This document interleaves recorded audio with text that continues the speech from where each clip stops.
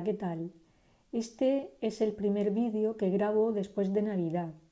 Por lo tanto, aprovecho el momento para desearos un buen año y que este 2023 os traiga todo lo que vosotros deseáis conseguir, ya sea amor, trabajo, salud o simplemente, como se suele decir, que nos quedemos como estamos. En este vídeo quería hablaros de San Antonio Abad, pero iréis viendo a lo largo del vídeo cómo hablar de San Antonio, además de permitirnos conocer detalles de su vida, también nos va a permitir conocer el origen de costumbres y tradiciones de las que muchos de vosotros seguro que participáis en vuestros pueblos o ciudades. Las noticias sobre la vida de San Antonio las conocemos por un escrito de su amigo, el obispo Atanasio. Nació en el año 250 de la era cristiana, en Coma. Es una ciudad de Egipto. Actualmente a esa ciudad se la conoce como Cuemans. San Antonio nació en el seno de una familia acomodada y muy cristiana. Cuando tenía 20 años quedó huérfano y fue entonces cuando tomó una determinación. Dejó a su hermana en una comunidad de vírgenes y repartió sus riquezas entre los pobres. He dicho riquezas porque ciertamente poseía grandes extensiones de tierras y una casa muy lujosa.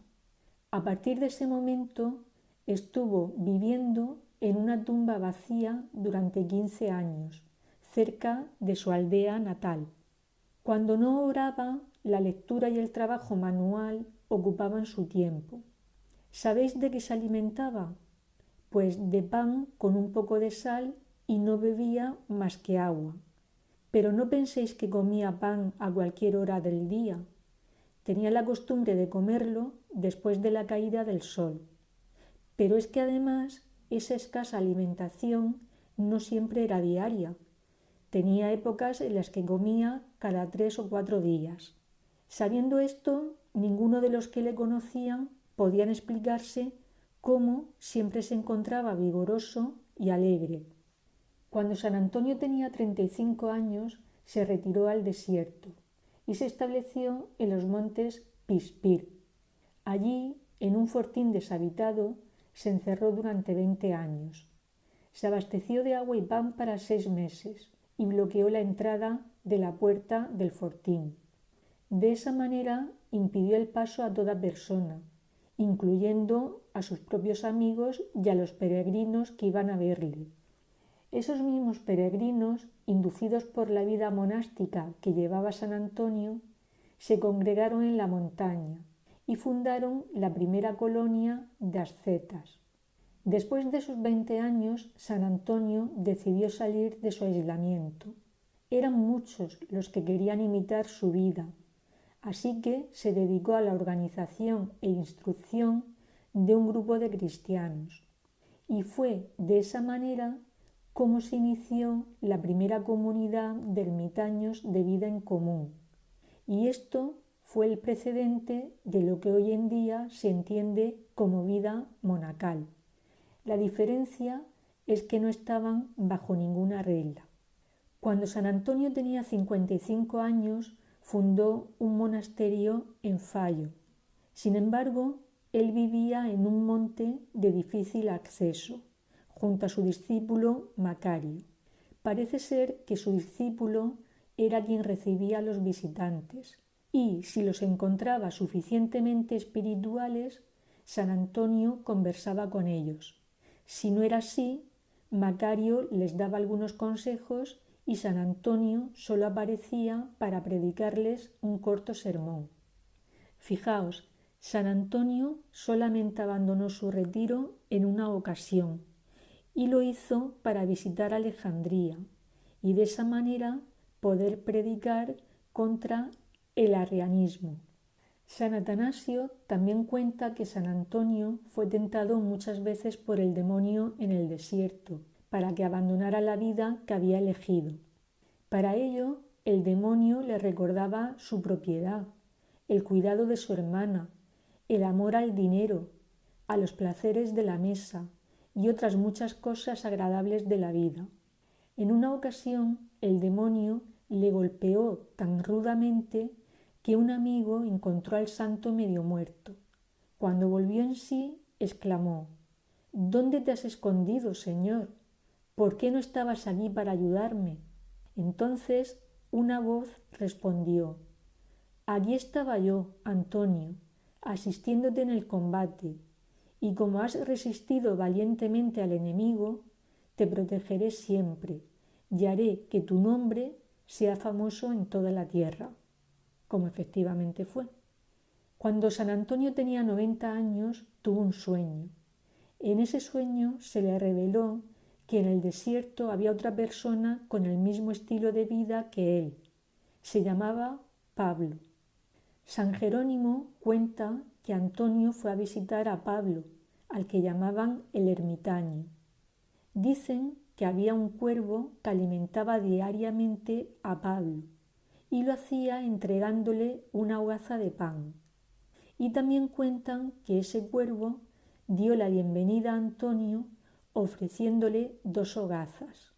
Cuando se encuentran ambos santos, San Pablo predice que pronto morirá y pide a San Antonio que lo entierre con el manto que le había dado el obispo Atanasio.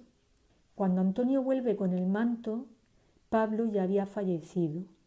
Cuenta la tradición que en ese momento llegaron 2 leones a todo correr para dar su adiós al santo con grandes gemidos y que ayudaron a San Antonio a acabar con sus garras la fosa de Pablo. Todo esto que os estoy contando es lo que le ha convertido en patrono de los sepultureros y de los animales. Pero quería añadir una historia más sobre esto. En una ocasión se le acercó a San Antonio una jabalina con sus jabatos en actitud de súplica. El motivo era que sus jabatos estaban ciegos. Antonio curó la ceguera de los animales y desde ese momento la madre no se separó de él y en agradecimiento le defendió de cualquier alimaña que se le acercara. San Antonio murió el 17 de enero del año 356 cuando contaba 105 años. Según nos cuenta San Atanasio, nunca usó la ancianidad como excusa para ceder al deseo de la alimentación abundante y tampoco cambió su forma de vestir bajo el pretexto de la debilidad de su cuerpo. A pesar de todo esto, su salud no se vio afectada. En este sentido, decir que su vista era excelente y que no había perdido ni un solo diente. También mantuvo sus manos y pies muy sanos. Antes de morir, San Antonio dio orden de que sus restos descansasen en una tumba anónima, así que fue enterrado en el desierto en un lugar desconocido. Pero cuenta la leyenda que un pájaro blanco y con pico rojo indicó el lugar en que se hallaba. Se sigue contando que, con la ayuda de 2 leopardos, fue desenterrado en el año 561 y que su cuerpo fue trasladado a Alejandría. Después fue llevado a Constantinopla. No sé si os habéis dado cuenta, pero San Antonio Abad se le suele representar con un sayal negro con la T en azul. Vale, pues esto tiene su historia. Os cuento. Un caballero francés de nombre Josselin peregrinó a Tierra Santa y consiguió ganarse los favores del monarca de Constantinopla. Tanto es así que el monarca le hizo entrega de las reliquias de San Antonio. Y es que este caballero francés estaba especialmente interesado en conseguir esas reliquias. Y lo estaba porque después de ser herido gravemente en batalla, consiguió curarse por intercesión del santo. Cuando Josselin llegó a Francia, colocó las reliquias en la parroquia de la villa de San Desiderio, de la que él era señor. Pero años después fue construida otra iglesia expresamente para albergar las reliquias. Me refiero a la aldea de la iglesia de Mota, llamada Mot Saint-Didier. En aquellos años, estamos hablando de finales del siglo XI, una epidemia misteriosa asoló Europa. A esa epidemia se la llamó fuego sagrado o mal de los ardientes. Sus síntomas eran sensación de intensa quemadura en brazos, piernas, orejas y nariz. Además, lentamente se iban gangrenando esas zonas. Parece ser que el origen de esta enfermedad estaba en el consumo de pan de harina de centeno, contaminado por un parásito llamado cornezuelo o tizón. Los afectados no dudaban en acudir a la iglesia donde se encontraban los restos de San Antonio, invocando su intercesión. Uno de los afectados por esa enfermedad, y que también fue conocida como el fuego de San Antón, fue el hijo de un noble llamado Gastón de Valoiré. Ante la gravedad de su hijo, prometió al santo que si éste sanaba, fundaría un hospital junto a su iglesia y que ese hospital estaría destinado a atender a afectados por la epidemia y a mendigos. A este hospital se le llamaría con el tiempo de los desmembrados, porque en ocasiones, para evitar el avance de la gangrena, la amputación del miembro afectado era la única solución. Y fue de esta manera como surgió la Orden Hospitalaria de San Antonio Abad. Y este sería el motivo por el cual se le representa con el hábito de esta orden. Otro detalle que aparece en sus representaciones es el fuego que brota de sus pies, en alusión al nombre de la epidemia a la que he hecho anteriormente referencia y que ya sabéis que fue conocida como fuego de San Antón. Pero a San Antonio también se le representa con un cerdo. Bueno, pues esto también tiene una explicación. He comentado anteriormente que la Orden Hospitalaria edificó un hospital para atender a los enfermos por la epidemia y a los mendigos. Pero esos enfermos y mendigos necesitaban alimentarse. Los frailes, para solucionar ese problema, recurrieron a la crianza de cerdos, y a esos cerdos los pusieron bajo la protección del santo. ¿De qué manera? Pues colocaron en los cuellos de los cerdos unas campanillas que tintineaban a su paso, y de esa manera podían vagar en libertad y sin peligro por las calles de los pueblos. Tanto es así que eran los propios vecinos quienes los alimentaban. Esto también contribuyó a que San Antón se convirtiera en protector de los animales domésticos. Por ese motivo, cada 17 de enero, todos los animales domésticos son bendecidos.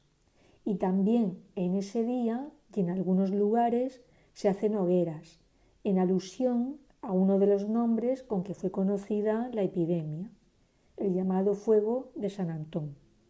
Bueno, pues con esto terminamos el vídeo de hoy. Espero que os haya servido para conocer detalles de la vida de San Antón que quizás no conocierais y también pues para conocer el origen de algunas tradiciones y costumbres.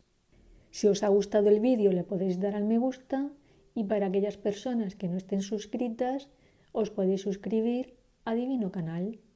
Hasta el próximo día.